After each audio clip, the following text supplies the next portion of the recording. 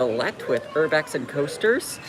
I am inside the AMC Theaters location here at Cascade Mall. You can see that they have lots of gates down to block a view of the actual Ghost Mall here. But yes, I just saw the Ghostbusters Frozen Empire, and yes, I did choose to see that as the final element of my little weekend on the mainland, because hey, I could see a film about ghosts at a ghost mall. It seemed pretty appropriate. So now that you know a little bit about about that, I'm going to say what I thought about it. So here we are outside at the mall again. I'll show a little more of the Ghost Mall off, but like anyway, it is perfect setting to watch a Ghostbusters movie, because like having a ghost mall and watching a Ghostbusters movie, so perfect. Now let's talk about my thoughts on the actual film. So it is a sequel to Afterlife, which these new string of Ghostbusters films, they do, like, I mean, I will say it does sort of seem like they aren't fully tackling the question of, you know, are there any ghosts that should just be allowed to stay ghosts, but they do want to half tackle it because, like, I mean, I was thinking with a certain character in this movie, ooh, are they going there? Which, like, that's a direction that I want to see them go. I want to see that issue get addressed of you know, where are the really bad ghosts?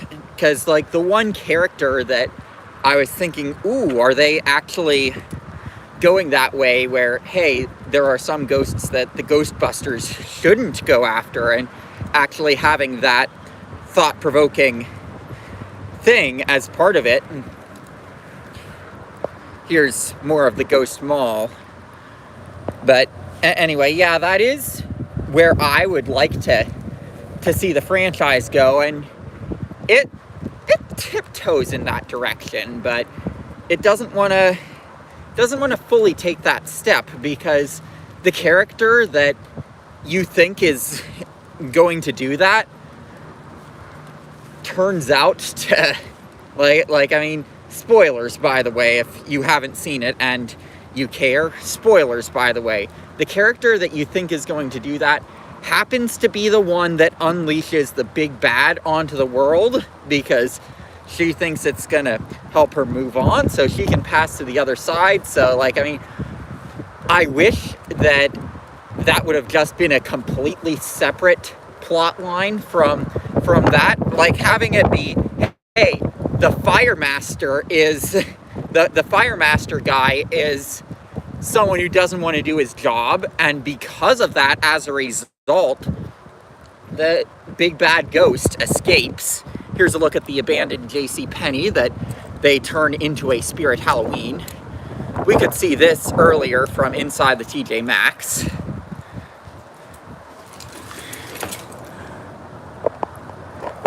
Don't know how much you can see,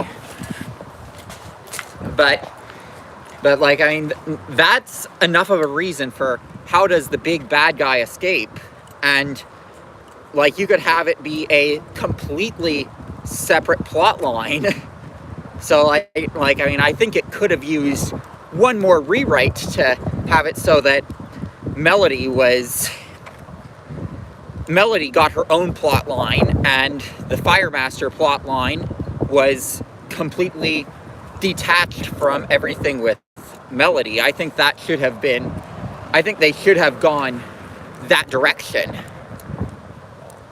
But like, I mean, I did like seeing more development for Phoebe. I really like that character, and the way that they have, and having someone like that as a Ghostbuster, like, I relate so much to her. So like, I mean, I love that character, and I loved getting to see more of her and having her have unconventional ideas about, hey, having her have unconventional ideas that happen to be what works, and everything that's traditional being shown to not work. Like, I absolutely love that because, like, I mean, it's just more, how do I relate to this character is what all of that shows. like I mean, I really do relate to that character. If you don't get it, here's another look of the JCPenney label scar. But, like, I mean, I do think that with the character of Melody, they shouldn't have had it be her that releases the big bad ghost that they have to bust. I think it should have been, hey, just by the fact that the Firemaster guy was not listening when his grandma was teaching about, hey, the Firemaster stuff, that he just chose to ignore everything she was saying and say, oh, my grandmother believed a lot of kooky stuff. I think that's a good reason to have the ghosts be released. and I think, how do you tie the Melody plotline in the way that I would have done it with a plotline like that? Well, because you have all of the ghosts have to escape, because the big bad ghost makes it so that they escape so that he can be recruiting an army, and then that whole and then where all of them were kept, that can be used as a trap for him. I think they should have basically done had the debate of, should we go catch these ghosts after those ghosts get out, and then had it be from there that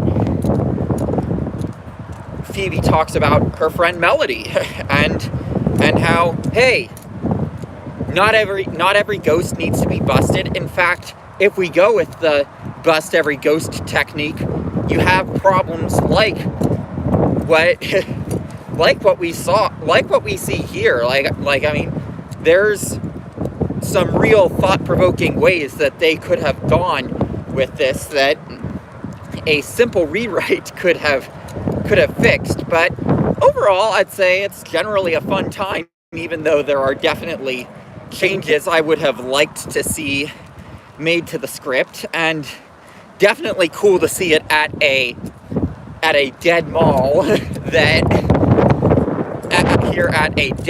here with Cascade Mall, where, like, literally there's only a few things here: the movie theater, TJ Maxx, and a Chuck E. Cheese. Those are the three things that are here. So, like, I mean, it's pretty cool to be able to say I saw a movie about ghosts at a ghost mall. So, like, I really did this partially for the memes with that, but at the end of the day, I would say, yeah, it's worth seeing. I would have liked to see some rewrites with it